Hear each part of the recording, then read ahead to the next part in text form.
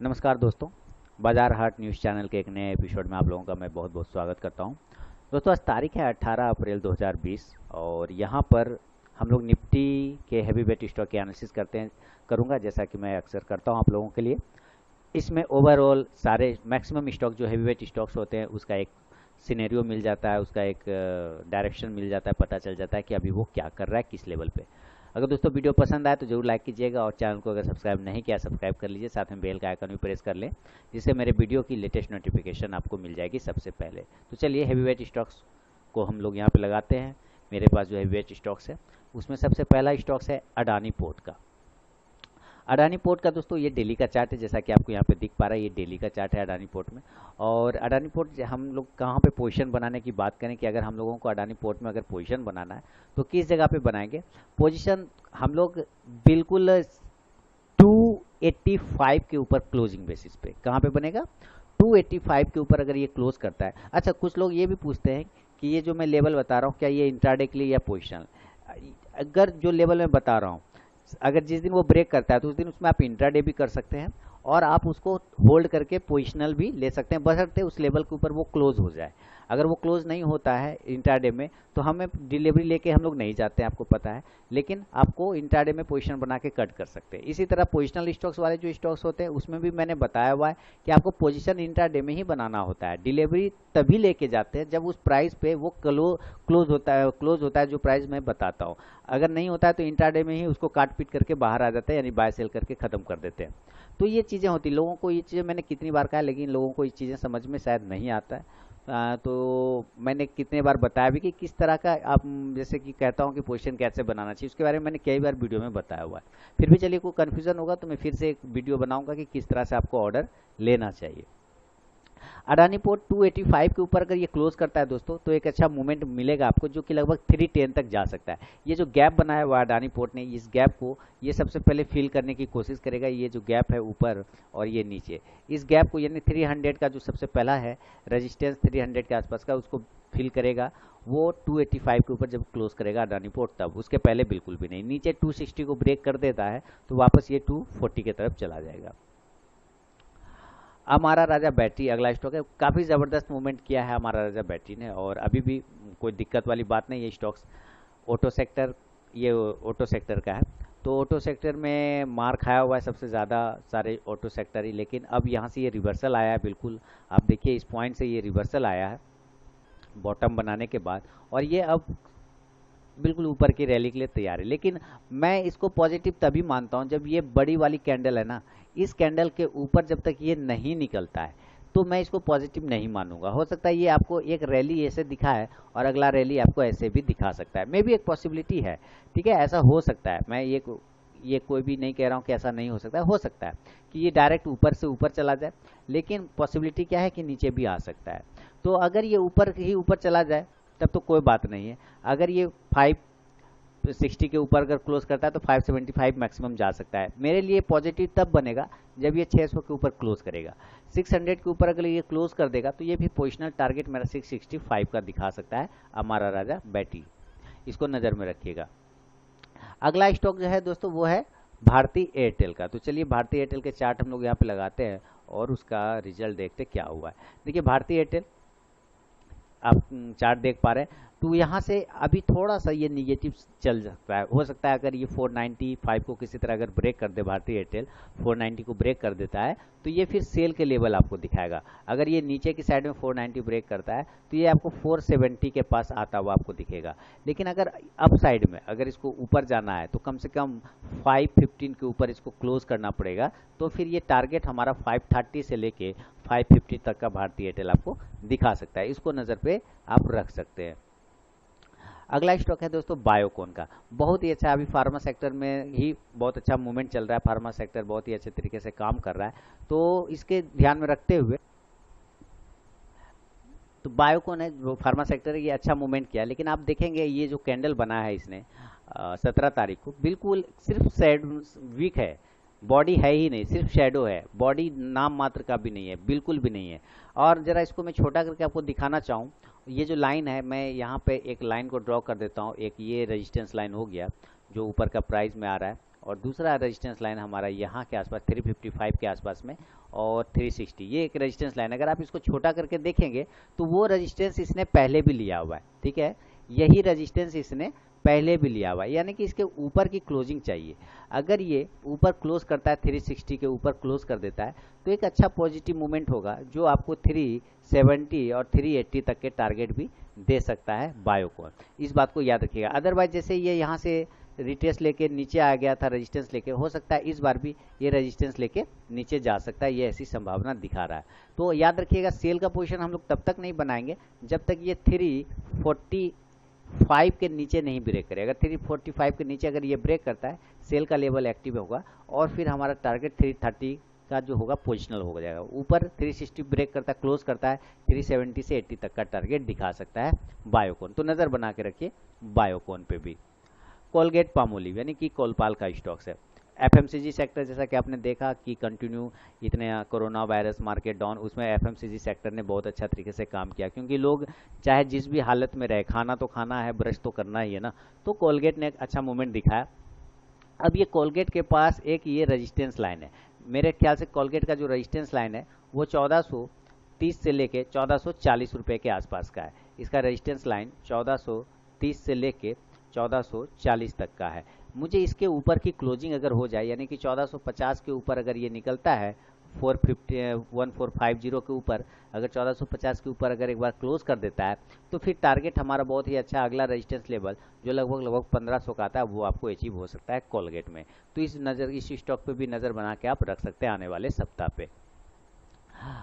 DHFL दूर रहेंगे, जैसा कि DHFL में आप तो देख ही रहे खत्म ही हो चुका है, ये बंदा खत्म हो गया कहानी, इसको तो हटा ही दीजिए, मैं भी इसको काट के डिलीट ही कर देता हूँ या रहने देता हूँ, कोई बात नहीं। डिवीज लैब देखिए फार्मा सेक्टर, जैसा कि अभी आपको मैंने बायोकॉन दिखाया था, ठीक है, और बायोकॉन जब दिखाया आपको तो उसी हिसाब में आप ये देखिए कि क्या कर रहा है बायोकॉन। 2470 के ऊपर की क्लोजिंग होनी चाहिए। अगर ये 2470 के ऊपर क्लोज करता है तो 2470 के ऊपर अगर ये क्लोज करता है डिवीज लैब तो फिर एक बार अच्छा पोजीशन मूवमेंट बनेगा डिवीज लैब में 2470 के ऊपर।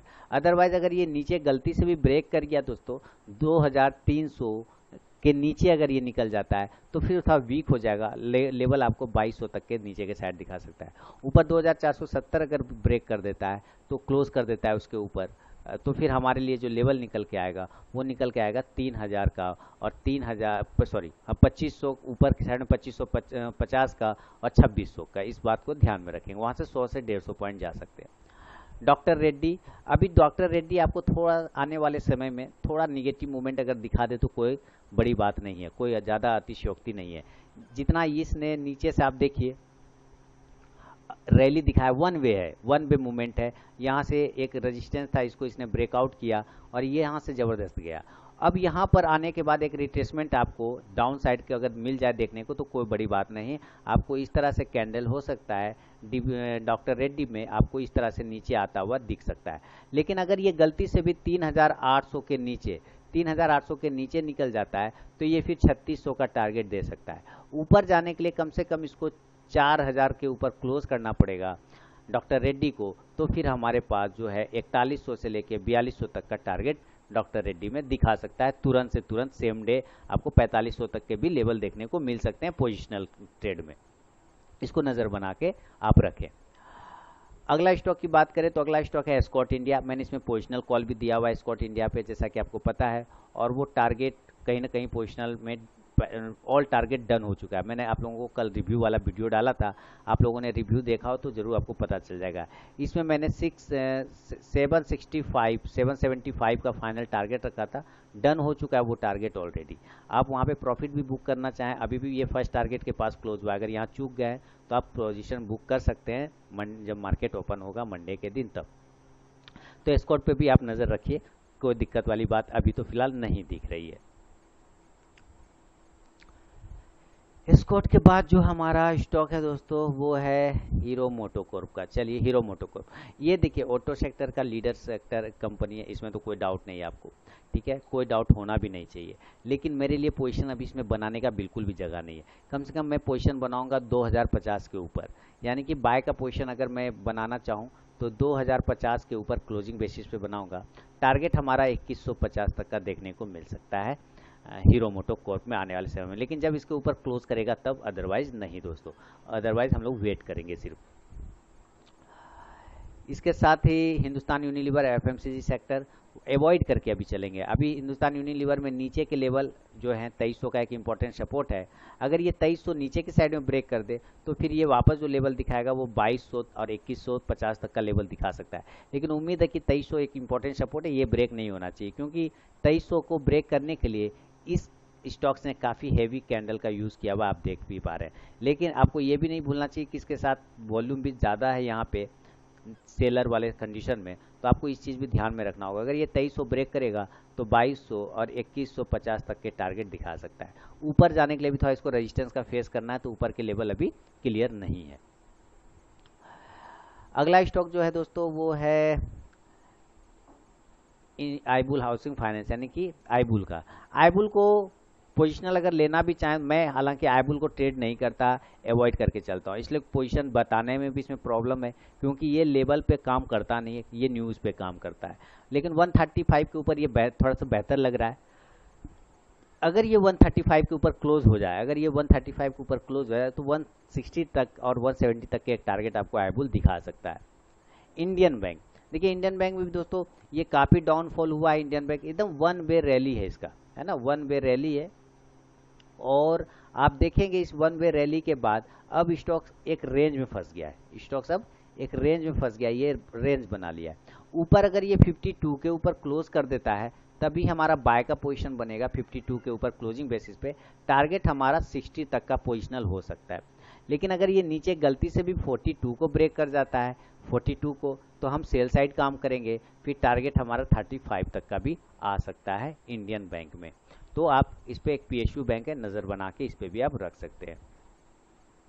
इन्फोसिस, आईटी सेक्टर की कंपनी इन्फोसिस, और अब इन्फोसिस क्या कर रहा है, रिट्रेस कर रहा है। ये डाउन आया, अप गया, अब ये फिर डाउन आया, अब यहाँ पे रिट्रेस कर रहा है। इसके जो सिनेरियो बन रहे हैं वो कुछ इस प्रकार का सिनेरियो है। ये पहले अप गया, फिर डाउन आया, डाउन जाने के बाद ये अप आता है, यहाँ से आप देखिए ये बिल्कुल अप चला जाता है। अप जाने के बाद फिर डाउन आता है, डाउन आने के बाद वो अप नहीं जाता है, बल्कि अब एक जगह पे वो रिट्रेस कर रहा है। यानी कि हमारा जो पोजीशन बनेगा, अगर हम इसमें पोजीशन की बात करें, बाय पोजीशन 660 के ऊपर क्लोजिंग बेसिस पे, अगर ये 660 के ऊपर क्लोज कर देता है तो हमारा टारगेट 700 तक का आपको बहुत आसानी से अचीव हो सकता है इन्फोसिस पे। नज़र आप इस पे भी जमा के रख सकते हैं।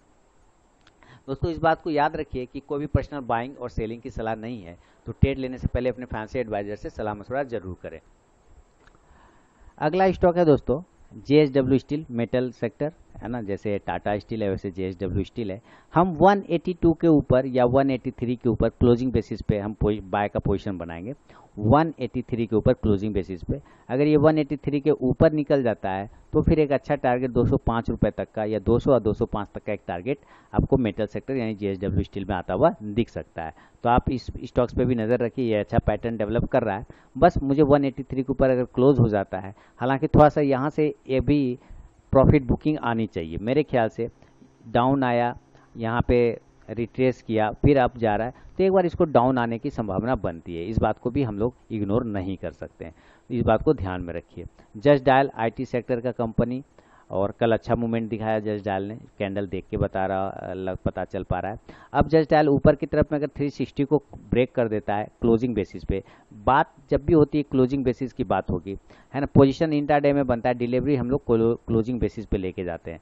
पोजीशन जब भी बनाइए, मार्केट ओपन होने के बाद आप अगर उस प्राइस के ऊपर मिल रहा है तो आप पोजीशन बनाइए, है ना, लेकिन डिलीवरी तभी लेके जाते हैं जब हमारे पास बनता है लेवल। मैंने कुछ पोजिशनल स्टॉक्स भी निकाल के रखा हुआ है दोस्तों, 2-3 स्टॉक्स, जिसके वीडियो मैं बहुत जल्द आप लोगों के लिए लेकर आऊँगा। तो उन पोजिशनल स्टॉक्स को पाने, देखने, समझने के लिए चैनल को सब्सक्राइब कर लीजिए, बेल का आइकन भी प्रेस कर लीजिए, जिससे मेरे वीडियो की लेटेस्ट नोटिफिकेशन मिल जाएगी सबसे पहले। तो हमारे पास ये जो है जस्ट डायल का स्टॉक है, अच्छा मूवमेंट दिखाया जस्ट डायल ने। 360 के ऊपर अगर जस्ट डायल क्लोज कर देता है, 360 के ऊपर, याद रखिए अभी जो क्लोजिंग है 357 है, हमारे पास कम से कम 365 के ऊपर अगर ये क्लोज करेगा तो ये एक बार 380 तक के लेवल दिखा सकता है जस्ट डायल। तो इस पे भी आप नज़र रखिए। लुपिन, बहुत देखिए लुपिन एक ऐसा स्टॉक्स है जो जब मार्केट गिर रहा था तो ये गिरा जरूर, लेकिन जब इसने कवर किया तो जो अपने पुराना रेजिस्टेंस लेवल था उसको बहुत तेजी से इसने ब्रेक किया। उसने बहुत तेजी से ही अपने उस सारे रेजिस्टेंस लेवल को जो अप साइड में थे उसको बहुत ही अच्छे तरीके से ब्रेक किया और उसके ऊपर सस्टेन करा। ये रेजिस्टेंस लेवल आप देख रहे हैं बार बार यहाँ पर स्टॉक्स अपने आप को रेजिस्टेंस ले रहा था, हालांकि पीछे भी लिया हुआ है। तो आप देखिए ये रेजिस्टेंस लेवल को ये बार बार टेस्ट कर रहा था। जैसे ही ब्रेकआउट दिया है तो आप ब्रेकआउट में देखेंगे बहुत बड़ी कैंडल बनाया और 860-58 तक का हाई लगा दिया। अब हमारे लिए कोई पोजीशन बनाने का जगह यहाँ पे नहीं है फिलहाल, इस जगह पे हम कोई पोजीशन नहीं बना सकते हैं। हाँ 890 885 तक का टारगेट आपको मिल सकता है, लेकिन कब, जब ये 860 के ऊपर क्लोज करेगा तब, उसके पहले नहीं। अगर ये 860 के ऊपर क्लोज करता है तो 885 तक के टारगेट आपको लुपिन में यानी देखने को मिल सकता है। तो इस पर आप नज़र बना के रख सकते हैं, अदरवाइज अवॉइड करके भी चल सकते हैं। महिंद्रा यानी कि एमएनएम ऑटो सेक्टर, मैंने अपोलो टायर एस्कॉर्ट इंडिया पे जो पोजिशनल स्टॉक दिया था उसके टारगेट आए हुए हैं, आपको पता है। महिंद्रा भी उसी कंडीशन पे है, जो पोजिशनल स्टॉक्स तो अभी फिलहाल इस पर नहीं बन रहा है, ना ही दिख रहा है मुझे। लेकिन अगर महिंद्रा ऊपर की तरफ में दोस्तों अभी 370 का चल रहा है, अगर ये ऊपर की तरफ में 375 के ऊपर क्लोज करता है क्लोजिंग बेसिस पर, अगर 375 के ऊपर क्लोज करता है तो एक बार 400 तक के टारगेट आपको और 410 तक का टारगेट दिखा सकता है। तो इसको नज़र रखिएगा महिंद्रा पे।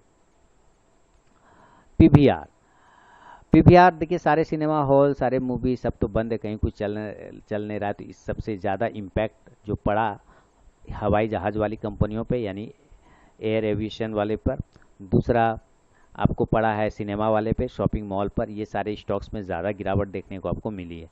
उसमें पीवीआर भी शामिल है। हालांकि मूवमेंट तो स्टार्ट किया है इसने, लेकिन उस तरह का मूवमेंट नहीं मिल रहा है। एक्चुअली ये एक पैटर्न में फंसा हुआ है अभी, जब तक वो पैटर्न नहीं कट जाए, है ना, तब तक मैं मान के नहीं चलूँगा। और वो पैटर्न का लेवल हमारा आएगा 1285 के ऊपर, अगर ये क्लोज कर देता है तो फिर एक अच्छा टारगेट दिखाएगा दोस्तों, जो 1420 तक जाएगा। अगर ये 1285 के ऊपर निकालता है तो 1420 तक के टारगेट पोजिशनली आपको दिखा सकता है पीवीआर, या हो सकता है जैसे 1285 के ऊपर क्लोज कर देता है एक दिन, तो अगले दिन ही आपको हो सकता है इतने टारगेट या इससे ज़्यादा या इसके बीच का लगभग टारगेट देखने को भी मिल सकता है। क्योंकि स्टॉक्स काफ़ी पिटा हुआ है तो बाउंस भी आएगा तो उतना ही फास्ट बाउंस आएगा। अगला स्टॉक की बात करें तो रेमंड का है। रेमंड भी एक क्वालिटी स्टॉक्स है, जैसा कि आपको पता है, नाम है इंडिया में अगर कंपनी में बात किया जाए रेमंड। लेकिन अभी चूंकि पिटा हुआ है तो हम लोग 290 के ऊपर रेमंड में पोजीशन बनाएंगे। पोजीशन हम लोग कहाँ बनाएंगे? 290 के ऊपर। दोस्तों फिर से रिमाइंड करा दूं कि अगर अभी तक आप लोगों ने चैनल को सब्सक्राइब नहीं किया है बाजार हाट न्यूज़ चैनल को, तो जरूर सब्सक्राइब कर लीजिए। और आपके सवाल मेरे जवाब का जो सेक्शन होता है वो मैं आर के ट्रेडिंग पे, आज सैटरडे है उसका ऑन है, आप वहाँ पे भी जाके अपना सवाल भेज सकते हैं। आपको पता ही है वहाँ सैटरडे को क्या करना रहता है, उसके सारे जवाब फिर संडे को मिलता है। तो ये 290 के ऊपर रेमंड अगर निकलता है तो ये आपको एक बार 350 तक के लेवल, 350 तक के लेवल दिखा सकता है। लेकिन याद रखिए कोई भी पर्सनल बाइंग और सेलिंग की सलाह यहाँ पे बिल्कुल भी नहीं है। ट्रेड करने से पहले अपने फाइनेंशियल एडवाइजर से सलाह मशवरा जरूर कर लें। अगला स्टॉक है Reliance industry, heavy weight stocks है रिलायंस, कहीं कोई दिक्कत वाली बात नहीं। लेकिन 1240 अगेन अब वो उस क्रूशल लेवल पे आ गया है जिसका हमें इंतजार था। ये 1240 के ऊपर जब तक क्लोज ना कर दे दोस्तों, हम लोग कोई भी पोजीशन नहीं बनाएंगे। 1240 के ऊपर अगर ये निकलता है तो टारगेट हमारा सीधा सीधी 1310 रुपये का है। अगर ये 1240 के ऊपर क्लोज करता है तो टारगेट हम 1310 रुपये तक का ले सकते हैं रिलायंस में। ये एक आपको नज़र पे रखना, बहुत ही अच्छा ज़बरदस्त जगह पर है और अच्छे कंडीशन पे भी अवेलेबल है। लेकिन क्लोजिंग बेसिस होना चाहिए 1240 के ऊपर अगर ये क्लोज करता है तो। स्टाइस फार्मा यानी कि स्टार, देखिए स्टार से अभी हम लोग थोड़ा सा दूर रहेंगे। स्टार में अभी हमारे पास जगह बिल्कुल भी नहीं है पोजीशन बनाने का। 370 के ऊपर अगर क्लोज करता है तो 400 तक के टारगेट दिखा सकता है। सन फार्मा, इसको भी जरा चार्ट देख लेते हैं हम लोग सही से। तो जैसे डॉक्टर रेड्डी वाला चार्ट था ठीक डिवीज लैब वाला, ठीक सन फार्मा ने उसी तरीके का बनाया। आप यहाँ पे देखेंगे तो पुराने रेजिस्टेंस लेवल को ये बार बार फेस कर रहा है। इसका 2 रेजिस्टेंस लेवल नियर का है, नियर में इसके पास 2 रेजिस्टेंस लेवल है। पहला है 485 के आसपास का और दूसरा जो लेवल है 465 के आसपास का। 465 से लेकर 485 तक का रेजिस्टेंस लेवल है। तो मैं फाइनली अगर पोजीशन बनाने की बात करूं तो मैं 485 के ऊपर ज़्यादा बेस्ट समझूंगा बनाने के लिए। 485 के ऊपर अगर ये क्लोज करता है तो कम से कम 510 से 20 तक का टारगेट दे सकता है सन फार्मा। अगला स्टॉक है दोस्तों सन टीवी का। चलिए हैवी वेट स्टॉक्स में आप लोगों को उम्मीद करता हूँ काफ़ी स्टॉक्स के बारे में जानकारी मिल जा रहा है, ओवरऑल व्यू। सन टीवी का अगला स्टॉक्स है और सन टीवी में हम पोजीशन नहीं बनाएंगे, पोजीशन हम 380 के ऊपर क्लोजिंग बेसिस पे बनाएंगे।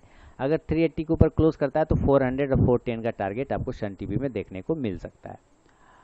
TCS नो ट्रेडिंग जोन में, हालांकि आप कहेंगे कि इतना अच्छा स्टॉक्स आईटी का फिर नो ट्रेडिंग जोन क्यों है, क्योंकि इसके पैटर्न मुझे सही नहीं लग रहे हैं। पैटर्न बिल्कुल मन कहते हैं ना कॉन्फिडेंस बिल्डअप नहीं करने दे रहा है, तो इस वजह से मैं इसको थोड़ा अवॉइड करके अभी चलूंगा TCS को। टाटा स्टील, आपको मैंने JSW स्टील दिखाया था, अब टाटा स्टील सेम कंडीशन है जैसे JSW स्टील था, सेम कंडीशन टाटा स्टील में भी बन रहा है। हमें टाटा स्टील पे कम से कम जो क्लोजिंग चाहिए वो क्लोजिंग चाहिए दोस्तों 315 रुपये का। 315 के ऊपर अगर ये क्लोज करता है तो एक बार ये 330 से 35 और 350 तक के टारगेट दिखा सकता है। टेक महिंद्रा, देखिए टेक महिंद्रा अभी यहाँ से एक बाउंस आपको अगर आने मिल देखने को तो मजा आ जाए। यहाँ से एक बाउंस मैं मान के चल रहा हूँ क्योंकि इसका ये पुराना सपोर्ट लेवल है, इसको ये ब्रेक अगर करता है, मान लेता हूँ ये प्राइस है 470 के आसपास का, अगर 470 को ब्रेक करता है तो ये एक बार 420 तक आने की कोशिश करेगा, 430-20 तक। लेकिन अगर ये ऊपर की साइड में ब्रेक कर देता है दोस्तों 540 को, अगर ये 540 को ब्रेक करता है तो ये फिर 580 तक का टारगेट दे सकता है और 600 तक का टेक महिंद्रा। अगला स्टॉक है टाइटन का, तो टाइटन पे नज़र रखिए, ये गोल्ड से रिलेटेड स्टॉक्स है, तो टाइटन पे अभी गोल्ड ऊपर है, काफ़ी ऊपर है, तो आप इस पे भी देखिए काफ़ी ज़्यादा आपको वॉलेटिलिटी देखने को मिल सकता है टाइटन में। टाइटन देखिए अपर लोअर इनको टेस्ट करता है, अपर जाता है, फिर लोअर आता है, फिर अपर जाता है, फिर लोअर आता है, मैंने पिछले वीडियो में बताया था। अब इसके हिसाब से इसको अपर जाना चाहिए, यानी यहाँ से अगर पोजीशन बनता है 1026 के ऊपर तो 1080 से 75 तक का टारगेट आपको दिखा सकता है। यूनाइटेड स्पिरिट लिमिटेड यानी कि मैकडबल-एन का चार्ट है।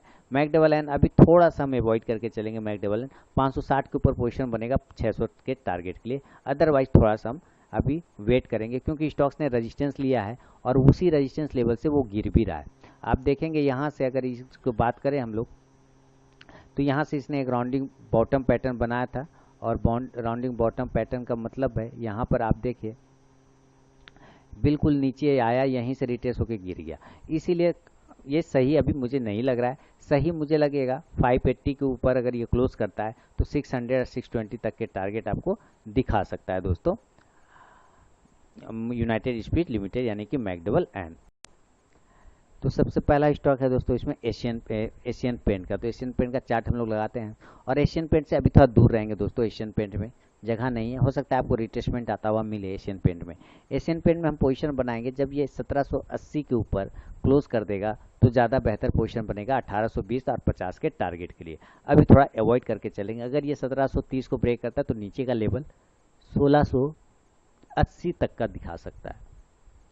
और विंडो फार्मा है अगला स्टॉक, और विंडो फार्मा देखिए ये लाइन है 200 DMA की लाइन है, उसके ऊपर क्लोज कर रहा है 2 से 3 दिन, ये पॉजिटिव साइन है कि अगर ये 200 DMA के ऊपर क्लोज कर रहा है तो। लेकिन हमें ये भी नहीं भूलना है कि यही प्राइस इसका एक रेजिस्टेंस लाइन पहले का भी था, आप अगर ध्यान से देखें तो इसी जगह पे यहाँ पे आके ये रेजिस्टेंस ले रहा है। तो हमारे पास जो क्लोजिंग होना चाहिए कम से कम 550 के ऊपर की क्लोजिंग होनी चाहिए, 550 के ऊपर। अगर ये 550 के ऊपर क्लोज करता है तो ये एक बार 570 तक के टारगेट भी आपको दिखा सकता है और 600 तक का भी। बाटा इंडिया, थोड़ा बाटा इंडिया में हम लोग ब्रेकआउट का वेट करेंगे, अभी रुक जाएंगे। बाटा इंडिया अगर ब्रेक कर देता है ऊपर की साइड में 1300 के ऊपर तो एक बार टारगेट आपको 1350 से 1400 तक देखने को मिल सकता है। BEML अभी नो ट्रेडिंग जोन में दोस्तों, BEML थोड़ा दूर रहेंगे BEML से। भारत फाइनेंस का जो चार्ट है, एक्चुअली चार्ट सही है नहीं इसका, लेकिन फिर भी हम लोग देखते हैं कि क्या लेवल, नीचे एक ट्रेन लाइन का सपोर्ट है, मैं यहाँ जहाँ तक देख पा रहा हूँ समझ पा रहा हूँ, आप ये देखिए ये ट्रेन लाइन का एक सपोर्ट है इसको, तो हो सकता है इस ट्रेन लाइन के पास ही आने की कोशिश करे, यानी 875 तक का लेवल दिखा सकता है। लेकिन ऊपर की तरफ में अगर ये ब्रेक कर देता है 920 को क्लोजिंग बेसिस पे तो फिर ये 950 तक भी जा सकता है भारत फाइनेंस इंक्लूजन। अगला स्टॉक है भारत फोर्ज का, तो भारत फोर्ज जो है एक अच्छा बुलिश कैंडल, हैवी वॉल्यूम, तो नज़र रखिए वॉल्यूम इसके साथ ज़बरदस्त आया। इतनी वॉल्यूम अगर हम देखें तो पीछे कब आया था, इस चीज़ को हम ध्यान से देखें तो पीछे आया था 2018 5 दिसंबर 2018 को। और अब इतनी वॉल्यूम या उससे ज़्यादा की वॉल्यूम बोलूँ तो आया है कल यानी 17 अप्रैल 2020 को।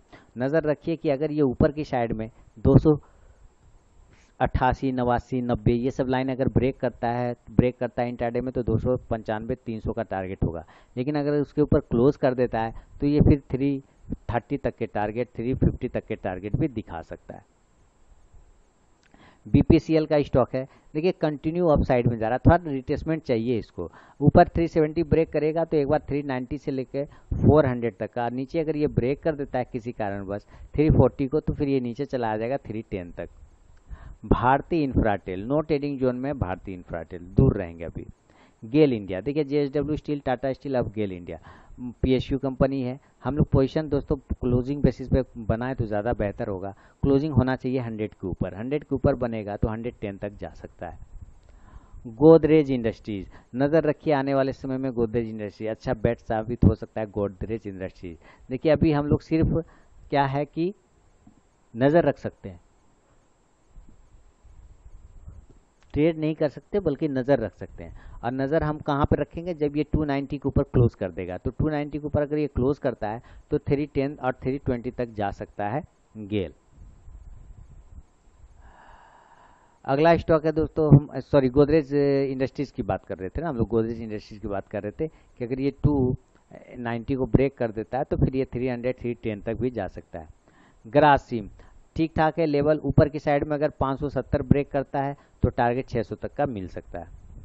एचसीएल टेक्नोलॉजी सेम कंडीशन है, हमारे पास 490 या 85 के ऊपर क्लोज होना चाहिए। 485 के ऊपर अगर ये क्लोज कर देता है, एचसीएल अगर 485 के ऊपर क्लोज कर देता है तो टारगेट जो हमारा निकल के आएगा वो 515 तक का निकल के आ रहा है एचसीएल टेक्नोलॉजी में दोस्तों, तो आप नज़र बना के रख सकते हैं। हेक्सावेयर, नो ट्रेडिंग जोन में हेक्सावेयर, अभी थोड़ा सा हम लोग दूर हो जाएंगे। हिंडाल्को, देखिए हिंडाल्को में डोजी कैंडल बनी है, हालांकि कैंडल की वजह से कॉन्फिडेंस नहीं आ रहा, लेकिन फिर भी मैं क्लोजिंग बेसिस की बात करूंगा। 130 के ऊपर अगर क्लोज करे तो ज़्यादा बेहतर है, अदरवाइज उसके पहले हाथ नहीं लगा सकते हम लोग हिंडाल्को में। जिंदल स्टील पावर 97.50 या 98 के ऊपर निकलता है तो ये एक बार आपको टारगेट जो है 110 तक का दे सकता है। जुबलियंट बहुत ही ज़बरदस्त जगह पे खड़ा है, जुबलियंट को क्लोज होना होगा 1630 के ऊपर। 1630 के ऊपर अगर ये क्लोज कर जाता है सपोज, या 1625-26 भी चलेगा, क्लोज हो जाता है तो एक बार टारगेट आपको 1700 तक का दिखा सकता है। एलएनटी, देखिए कैंडल की बात बताऊं तो ज़बरदस्त कैंडल बनाया हुआ है इसने, लेकिन एलएनटी में जो पोजीशन ये गैप हुआ था उस गैप को भी ये इसने फील कर दिया। पोजीशन अब जो हम लोग बनाएंगे वो 945 के ऊपर क्लोजिंग बेसिस पे बनाएंगे। एलएनटी में 945 के ऊपर अगर क्लोज करेगा तो 1040 तक जा सकता है दोस्तों LNT. Mindtree, no trading zone में माइंट्री, अभी हम थोड़ा दूर रहेंगे माइंट्री से। जी माइंट्री का कोई लेवल तो नहीं दिख रहा है मुझे, तो दूर रहेंगे अभी हम लोग। मल्टी कमोडिटी एक्सचेंज यानी कि जिसको हम लोग एमसीएक्स बोलते हैं, एमसीएक्स में पोजीशन तो अच्छा था, 1135 के ऊपर क्लोज भी कर देता है अगर ये, तो ऊपर 1190 तक और 1210 तक जा सकता है एमसीएक्स। अगला स्टॉक है एनआईटी टेक, तो एनआईटी टेक में 1170 या 72 के ऊपर क्लोजिंग बेसिस पे पोजीशन बनाएंगे, टारगेट 1270 यानी 100 पॉइंट का देखने को मिल सकता है।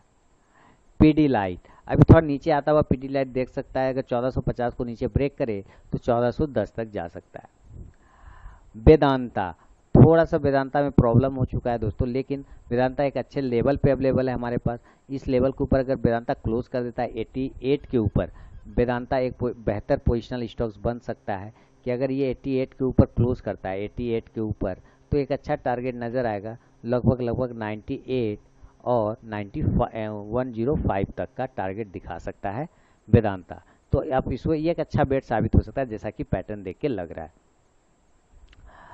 अगला और लास्ट स्टॉक है दोस्तों वोल्टास का, तो वोल्टास में अभी हम ट्रेड नहीं करेंगे, 540 के ऊपर क्लोज करेगा तो 570 के टारगेट के लिए पोजीशन बना सकते हैं। तो दोस्तों ये था निफ्टी के हैवीवेट स्टॉक की एनालिसिस जो मैं आप लोगों के लिए डेली लेकर आता हूं। अगर वीडियो एनालिसिस पसंद आए तो लाइक कीजिए, चैनल को सब्सक्राइब नहीं किया सब्सक्राइब कर लीजिए। मिलता हूं नेक्स्ट वीडियो में दोस्तों, तब तक के लिए धन्यवाद।